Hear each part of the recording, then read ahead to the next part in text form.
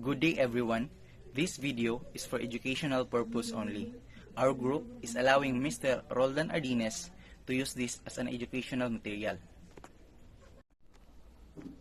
Good day everyone. I am D. Cadet Barredo and we are the group 2 and our topic for today is about human trafficking and human rights in migration. So first, what is human trafficking?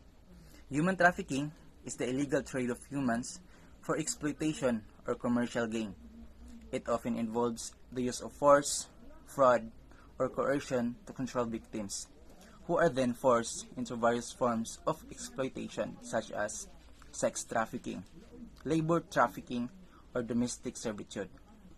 Victims are often manipulated or deceived and may be transported across borders or within the countries.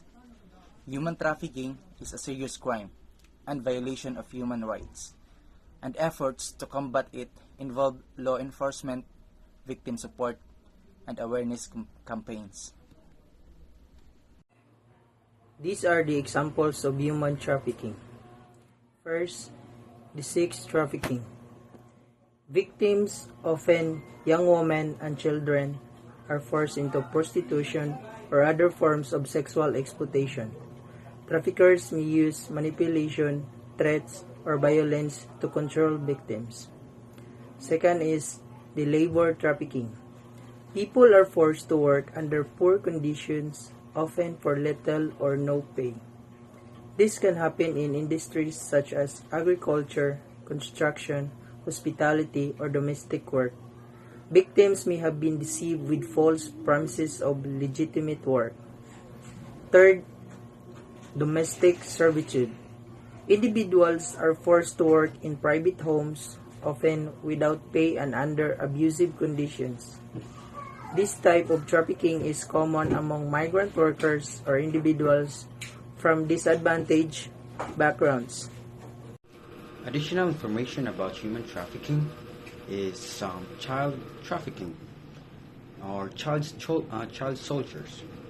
Children are forcibly recruited into armed conflict, trained as soldiers, or used for other forms of exploitation such as forced labor. Organ trafficking. Victims are coerced or forced into giving up their organs, such as kidneys, often without their consent.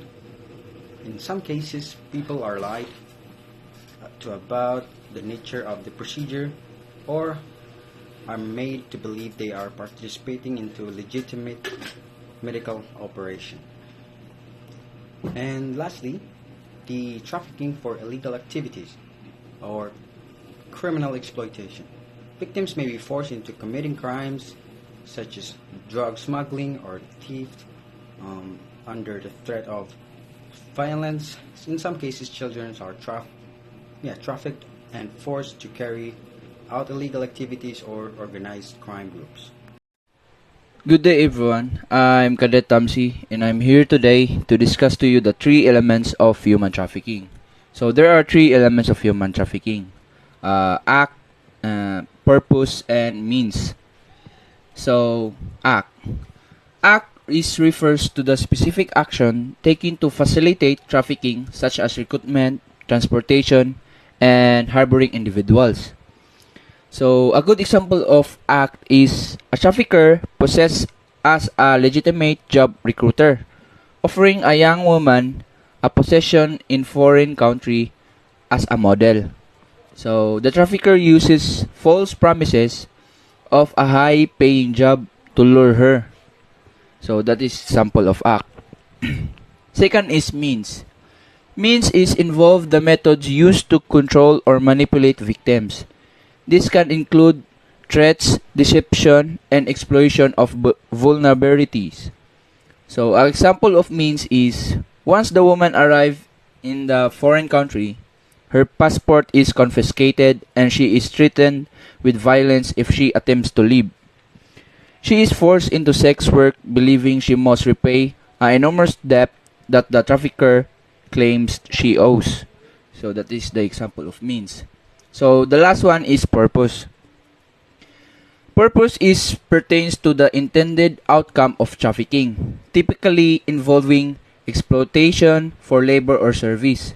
So, example of purpose is the trafficker's ultimate goal is to exploit the woman by forcing her in prostitution, profiting from her labor without her consent and under duress.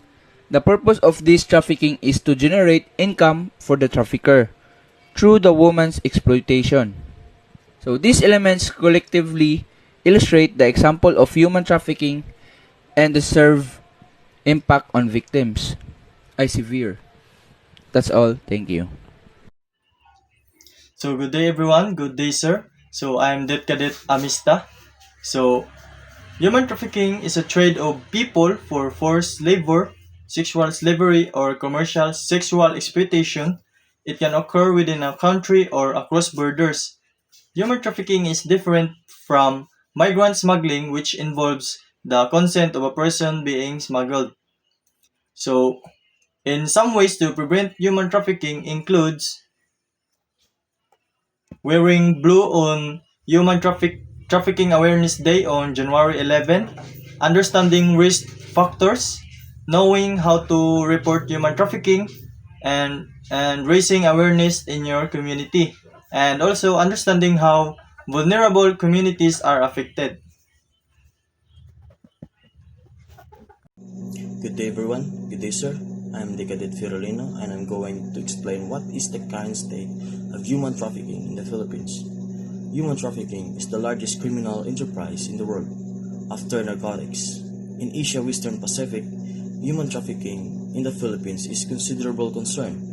That's one of the largest victim populations in the world, with an estimated 784,000 people living as modern-day slaves. The Philippines has retained its top Tier 1 ranking in the 2024 United States Trafficking in Persons or the TIP report, the status it has held since 2016. This rating acknowledges that the Philippine government is actively meeting the minimum standards to combat human trafficking. The government has made significant strides to prosecuting traffickers, implementing new guidelines to monitor and address trafficking-related corruption, and enforcing anti-trafficking laws.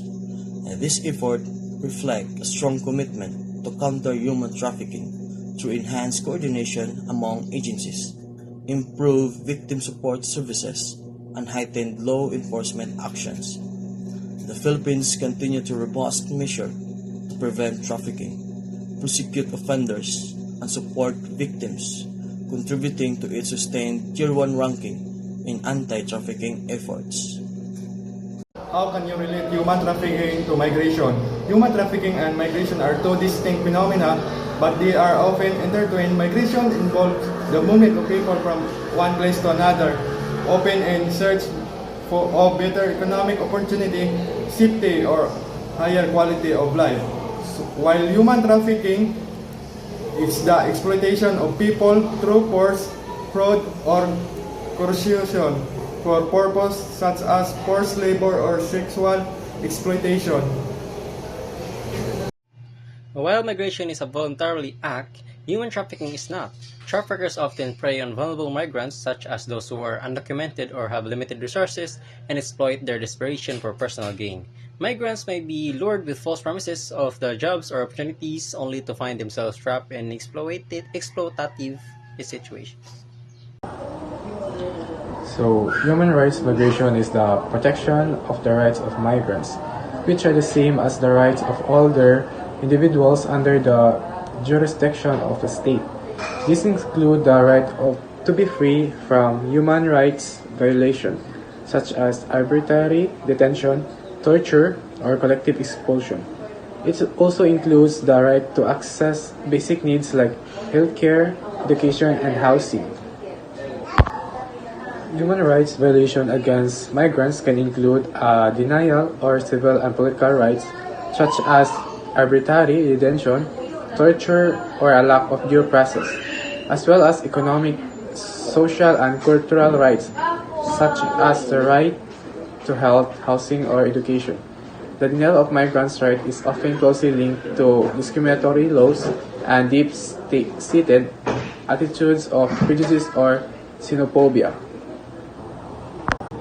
In this context, OHCHR works to promote, protect, and fulfill the human rights of all migrants, regardless of their status, with a particular focus on those migrants in vulnerable situations who are most marginalized and at risk of human rights violation. OHCHR promotes a human rights based approach to migration, which places the migrant at the center of migration policies and governance, and seeks to ensure that migrants are included in all relevant national action plans and strategies, such as plans on the provision of public housing or national strategies to combat racism and xenophobia. Good afternoon, sir. This is Engine Cadet Cabalda. We talk about adverse effect of human trafficking to globalization. Human trafficking can have a number of adverse effects on globalization, including loss of human potential.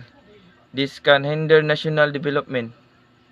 Commodification of human life. Human trafficking can be seen as form of commodification of human life, where traffickers treat victims as commodities. Illicit market. Human trafficking creates an illicit market for victims where demand and supply factors determine the global incidence of trafficking. Exploitation of vulnerable workers. Globalization can facilitate the exploitation of vulnerable workers, particularly in developing countries where citizens may lack education and have few options of employment. Difficulty disrupting trafficking. Globalization can make it difficult to disrupt trafficking due to the increasing ease of transnational movement. Money laundering. Criminal syndicates involved in human trafficking can use complex money laundering schemes to laundering proceeds from trafficking.